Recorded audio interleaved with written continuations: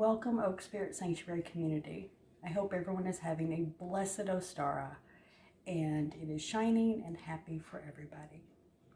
Today we're making flan. It's really easy but very intimidating. The first time I made it, I felt that way, but I'm breaking it down to some easy steps so that anyone can have flan at home in the comfort of their own home. The reason I chose flan for Ostara is because it's made with eggs and heavy cream and milk. I use whole milk. Some recipes have heavy cream, but I'm using whole milk for this recipe. And I hope you enjoy, and it takes all of the intimidation out of making flan at home for yourself and your family. So what we're starting with first is making the caramel sauce. When you look online, there's a lot of really confusing things about it, but I've broken it down. It's easy and it comes out perfect every time. So come on over to the stove. What you will need is a non-stick pan, not too big, a half a cup of brown sugar plus 2 tablespoons of brown sugar. And it's not hard packed, it's kind of a loose packed. 2 tablespoons of water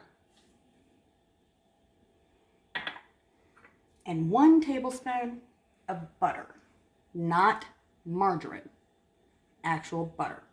And it can be the salted butter. I prefer that because it gives a little contrast to the super sweet of the caramel. This recipe will be in the credits or below. And all you do, once you get it all in the pan, medium heat, not high, mix it all up. This is where going slow works best. This is not a fast recipe. You don't want to burn your sugar. First time I made flan, I think I burned 6 pans of sugar. That's where it had the white sugar. I said, I can't do that. Went back to making traditional caramel sauce that I was taught as a kid. Thanks to my mama. You slowly melt it just so that all the sugar is melted. And it'll start bubbling whenever all the butter is melted. But you don't want to boil it down. I prefer using light brown sugar. You can use dark brown. It'll just be a darker or lighter caramel sauce that you put on it. But if you want the traditional look of a flan, use light brown sugar. And it's going to be dark, just like this. See where it's starting to bubble? Keep it stirred. You don't want to burn it, because you can burn sugar. And then it tastes burnt. There's a fine line between caramelization and burnt.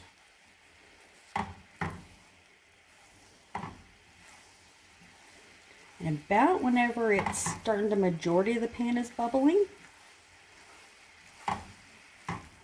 that's when you want to turn it off. Let it set till it stops bubbling, because this part right here, if you get the sugar on you, it will burn you, and it hurts a lot. And that's how easy making the caramel sauce is. Like I said, this is not a traditional flan because I refuse to use white sugar. Went through too many pans of it. Take your caramel sauce over. What you've prepared ahead of time for 4 ramekins. Yes, they're the cylinder-like ramekins. You can get them on Amazon, Walmart, Target has them. Most stores have ramekins. Get a dish that you can fill the water halfway up the ramekins in the dish and still have space.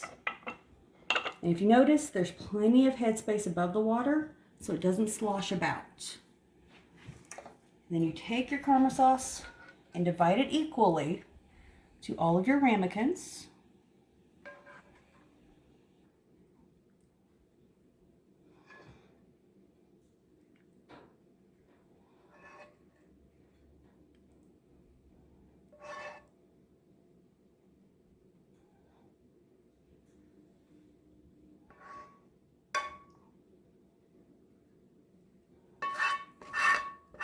I like scraping all of this yumminess into the ramekins. You don't have to be that picky. I am.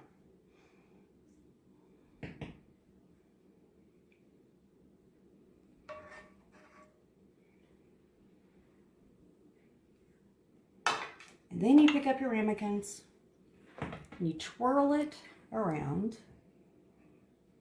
carefully. This is where I said make sure your pan is not boiling whenever you take it off, because if you happen to get this on you, it hurts. And you will blister easily.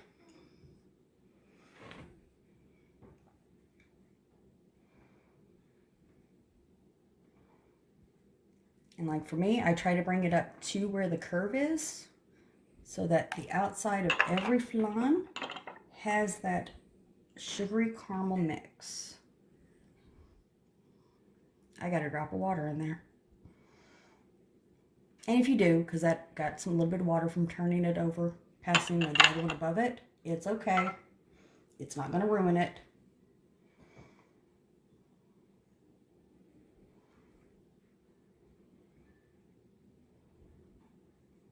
So now you have your caramel sauce in your pan. Next is making the custard. The custard consists of, on the stove, what you're doing. It's going to be 2 cups of whole milk. Pour it in a small saucepan. 1/4 cup of white sugar. And you're just heating this up. Do not let it boil. You're just heating it up until you melt the sugar. Don't let it boil. If you do, then it changes the flavor, and then it just makes the flan off. It also starts denaturing the proteins. So just let it get up medium heat, stirring constant until you melt the sugar. And you can hear and feel the sugar melting in the pan.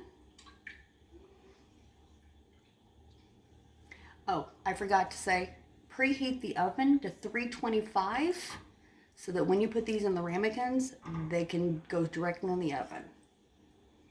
I use a heat-resistant spatulas for these. That way then you can feel more the softer silicone. You can actually feel when the sugar's not melted. And you're just heating it up until the sugar's melted and it's warm to touch but not hot. My milk was at room temp. That way then it doesn't take as long to heat up. And my eggs are at room temp. So I pulled them out a couple of hours ago and just set them on the counter. Your eggs and milk will be fine. It won't spoil in that time frame.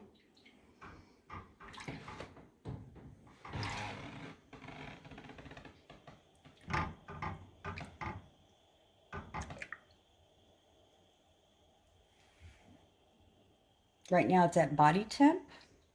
I want it a little bit hotter than body temp because I can still feel the sugar in the bottom of the pan.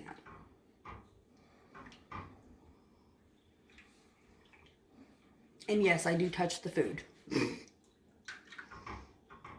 That's how I was raised. That's how I was taught to cook.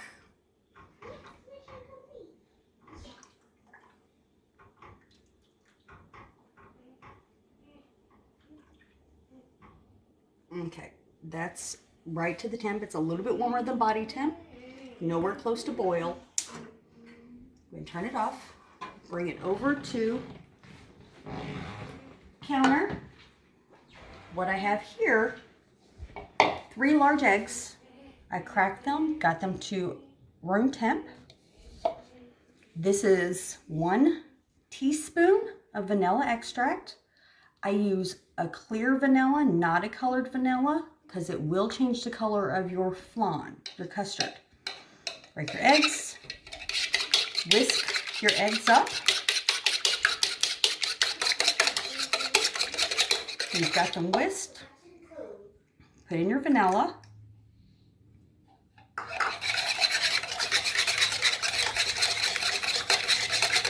And this is where you really need to make sure your eggs are whisked really well.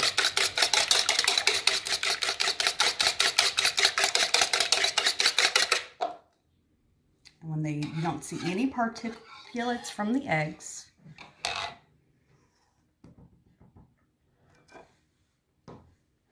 you slowly pour your milk into your egg mixture.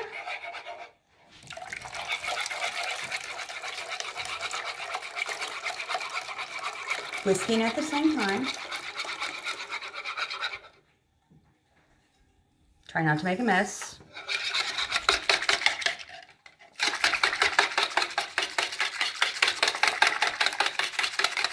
Whisk it up. What I like to add at this point is just a pinch of salt, maybe a half a pinch, not a whole lot, just a little bit of salt. It will really bring out those vanilla flavors that you want. Not a whole lot.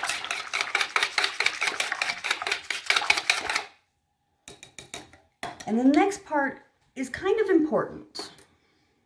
And the reason for it is, as most of you, when you whisk up eggs, you'll still have a little bits of the white or where it was the umbilicus that's in the egg that doesn't whisk up correctly. You don't want that in your flan. You want it to be smooth. So get some kind of sieve or strainer. Make sure it's not super fine mesh, but a decently fine mesh. Slowly pour your custard mixture through the strainer.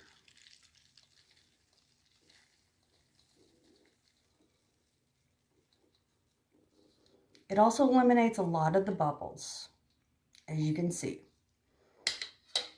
And then you just get rid of that, because you don't want that in your flan.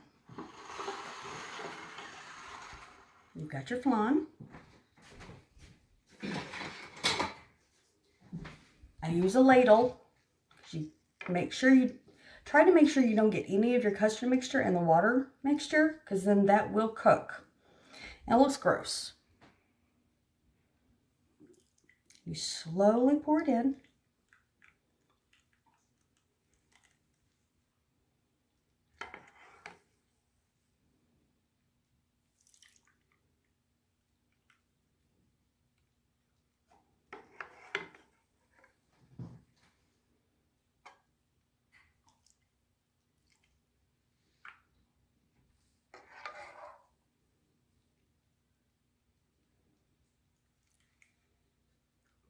And there's usually always a little extra your custard mixture left over.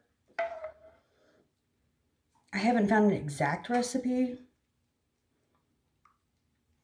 but this one I love the flavor and how it turns out. It's beautiful. And you're topping them off at the top. If anyone's made a custard or a custard pie, you'll know it doesn't really ever rise. You're just cooking the egg.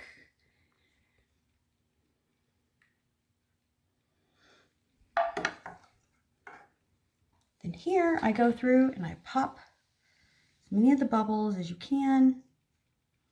If they don't pop now, they will leave a rippled surface.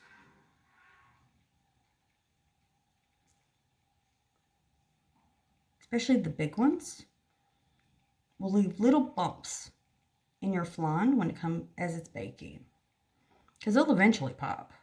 You just don't want it to pop while it's cooking. Okay. Now you take them. See how pretty they are, and you pop it in the oven. Mid-shelf. Make sure you have something. Your rack is in the middle of the oven. And you put these directly in the middle of that.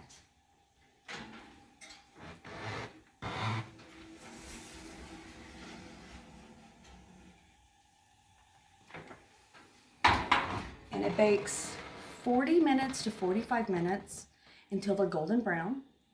And I'll show you when they come out. And then we'll talk about the rest of our flan in just a bit.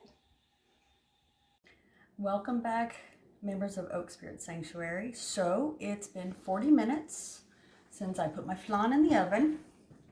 Timer's about to go off. And what we're gonna do when it comes out of the oven, pull it out, set it on the counter. I like setting it on the stovetop because it's hot. And then we're going to wrap the top of it, still there, echo, stop. We're gonna wrap the top of it and let it cool at room temp. This is what you're looking for.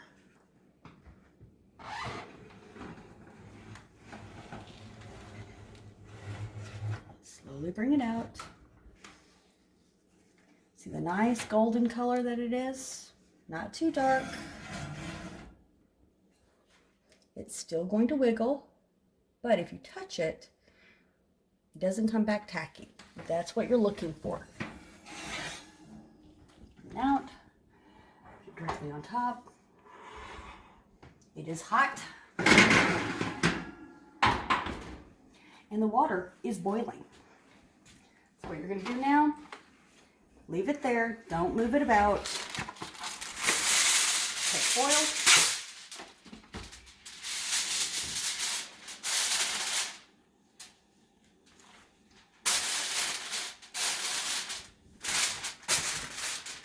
And wrapping it.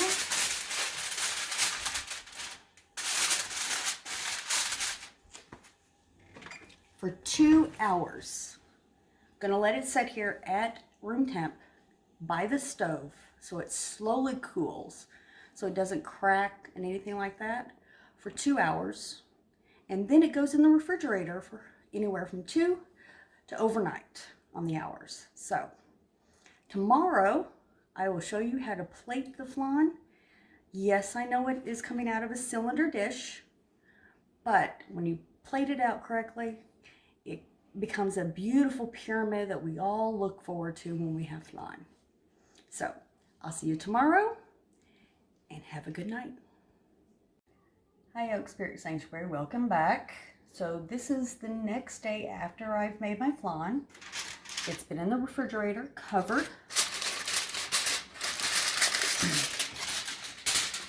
I drained all the water after it cooled to room temps, but I still kept it in the container so that it stays safe and nothing could happen to it in the fridge. So now we're going to plate it. If you notice, it's kind of squishy. That's normal. Take your knife, not the sharp side, the dull side of your knife, and run it around the edges of your ramekin.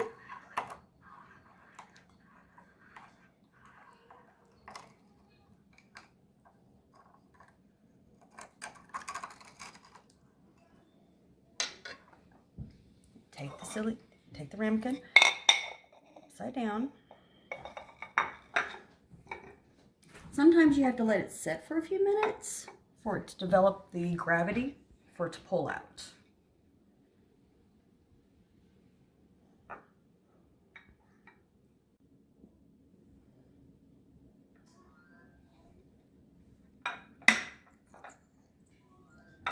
You'll hear suction.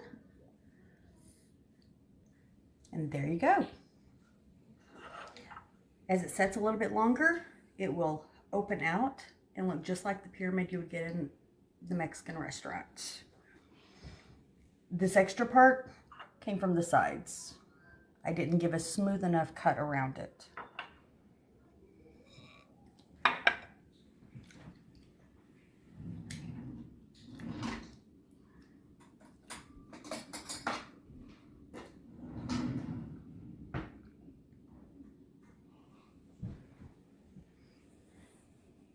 And now it's time to taste.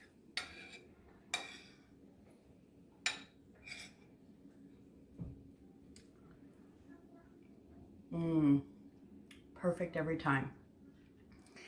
In the credits will be the recipe for this, so it'll be easy to follow and all the details for it. So I hope you enjoy, and I'll see you next holiday with a new recipe.